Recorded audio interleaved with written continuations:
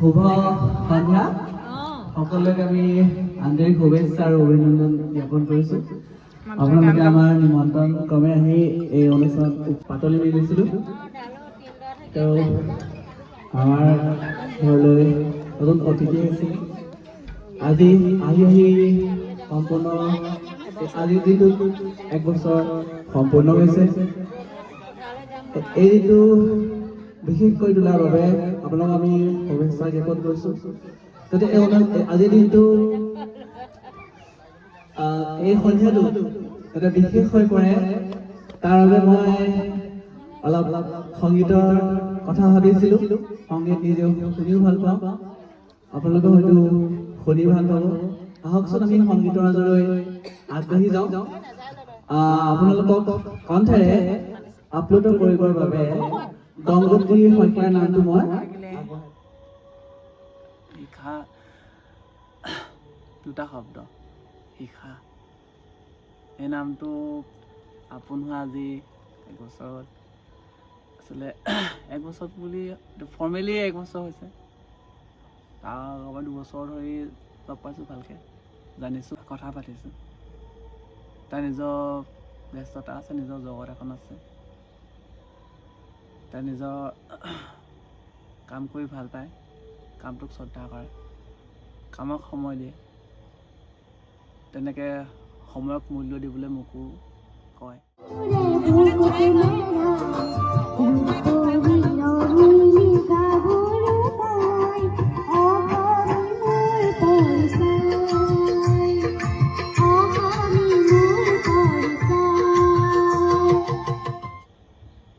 সঁচা ক'বলৈ গ'লে মানুহটো মই অকণমান এলেহুৱা, এইটো স্বীকাৰ কৰোঁ। তাই মাজে মাজে এইটো খং উঠে। বাকী ক্ষেত্ৰত তাই মোক অকণো বেয়া নাপায়, খালি কাম নকৰি শুই থকাৰ কাৰণে মাজে মাজে বেয়া পায়। সেইটোৱে কথা। বাকী সদায় আগবাঢ়িবলৈ উৎসাহ দিয়ে, কেতিয়াও পাছফালৰ পৰা টাইম নধৰে। যি মন যায় তাকে কৰিবলৈ কয়।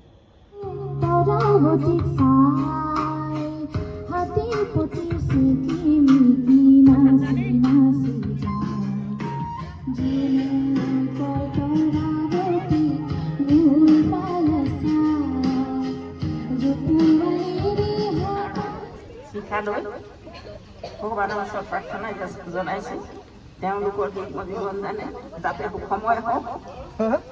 মই তেওঁলোকৰ এই বিবাহৰ পৰিৱেশ দেখি মই প্ৰথমতে ৰাস্তাতে কান্দি আহিছোঁ। তেওঁলোকৰ মা দেউতালৈ মোৰ মনত পৰিছে। ইহঁত ইমান দুৰ্ভগীয়া, সৰুতে মৰিলে, বৰ কষ্ট কৰি জীৱনটো গঢ়িলে।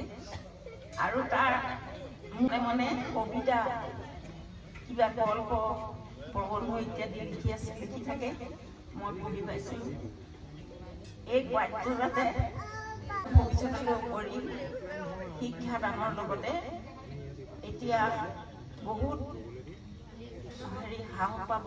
গতিকে সেইখিনি লৈ যাতে তাৰ লেখা, কবিতা লিখা এই সকলোবিলাক যাতে লৈ যায় তাৰ আশা কৰিলোঁ।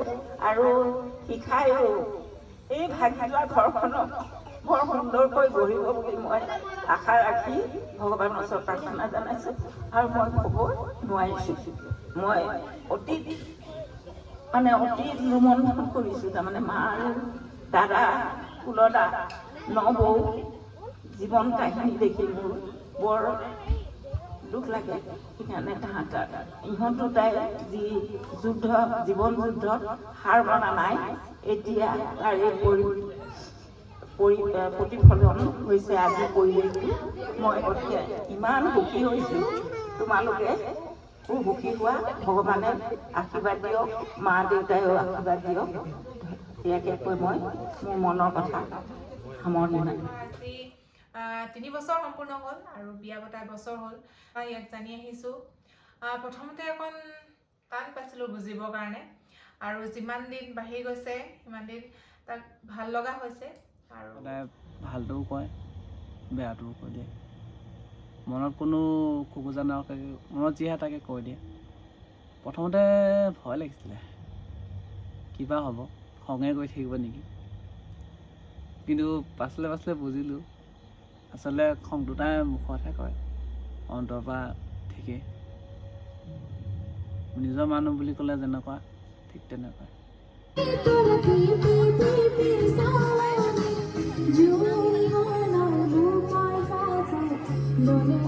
দুজনীয়ে বৰ ধুনীয়া গান গাইছে, ভাল লাগিছে তেওঁলোকক। আৰু এনেকৈ যাতে আগবাঢ়ি যাওঁ। আজি মোৰ বন্ধুলৈ শুভকামনা আগবঢ়ালোঁ। তাতে আমাৰ বাইদেউকো লগ পালোঁ, বিনু বাইদেউ। বিনু বাইদেউ সৰুকালৰ বহু স্মৃতি ৰোমন্থন কৰিলোঁ। সঁচাই ভাল লাগিছে আজি। ধন্যবাদ। অভিজ্ঞানে মোক বেছি ভাল পায়, সেইকাৰণে বেছি ভাল লাগে।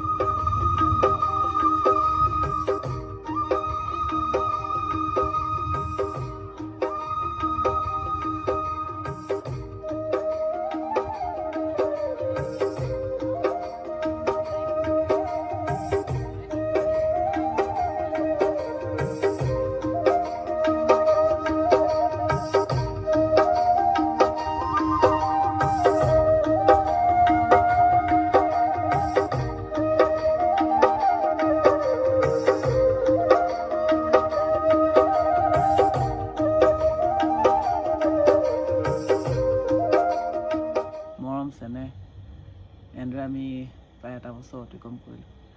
আজি অনুষ্ঠানটো আমি সৰুকৈ কৰিলোঁ।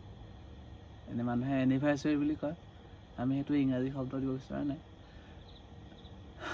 1 বছৰ আজি ঠিক নতুন এটা যাত্ৰা শেষ হয়। আজিৰ পৰা আকৌ নতুন এটা যাত্ৰা আমি কৰিবলৈ আগবাঢ়িম। ইজনে সিজনক আগতকৈ বেছি ভালকৈ বুজিবলৈ চেষ্টা কৰিম, সহায় কৰিম, মৰম দিম। তাৰ পৰা আশা কৰিম মোৰ পৰা তাই পাব। ইমানখিনিকে কৈছোঁ।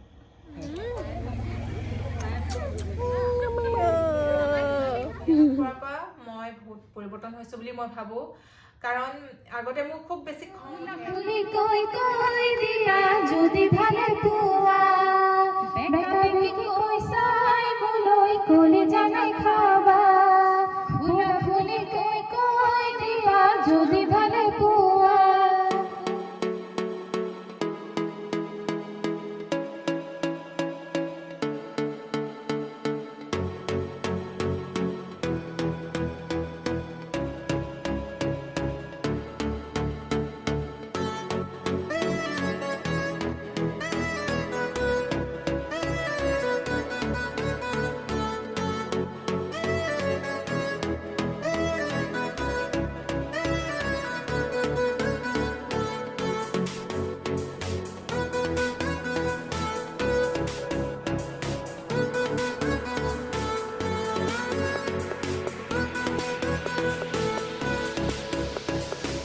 ভাবিছিলে জানো? নাই, কিবা এটা আহে লাগি আছে। জোৰৰ পৰা আৰম্ভ কৰিছোঁ আচলতে দুইটাই। মই ছোৱালী অৱস্থাটো কষ্ট কৰিছোঁ, আৰু এতিয়াও এখন ঘৰ তৰিবলৈ বহুত চেষ্টা কৰিছোঁ, কষ্ট কৰিছোঁ। মানসিকভাৱে, শাৰীৰিকভাৱে দুইটাই মই কষ্ট কৰিছোঁ, আৰু মানুহজনকো তেনেকৈ কষ্ট কৰিব শিকিছে। আৰু মানুহজনৰো বহুত কষ্ট হৈছে আগৰ জীৱনতো, বিয়া পতা আগৰ জীৱনতো। মাংস মুঠতে 2 পিচ দিছে দেই, আৰু 4 পিচমান খালে এজনী পাখি।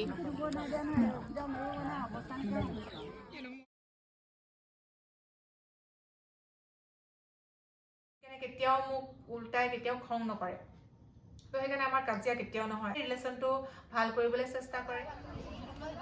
মানুহজনৰ লগত, অভিজ্ঞানৰ লগত থাকি থাকি এনেকুৱা হ'ল, মানে মোৰ খংবোৰ লাহে লাহে কমিবলৈ ধৰিলে, ধৈৰ্য শক্তিটো অকণ বাঢ়িবলৈ ধৰিলে বুলি মই নিজকে ভাবোঁ, আৰু সেইটো ভাল বুলি ভাবোঁ। সম্পূৰ্ণ হ'ল 1 বছৰৰ ভিতৰত মই মানে মোৰ জীৱনত সদায় যেন থাকক সেয়াই কামনা কৰিলোঁ। ভগৱানৰ ওচৰত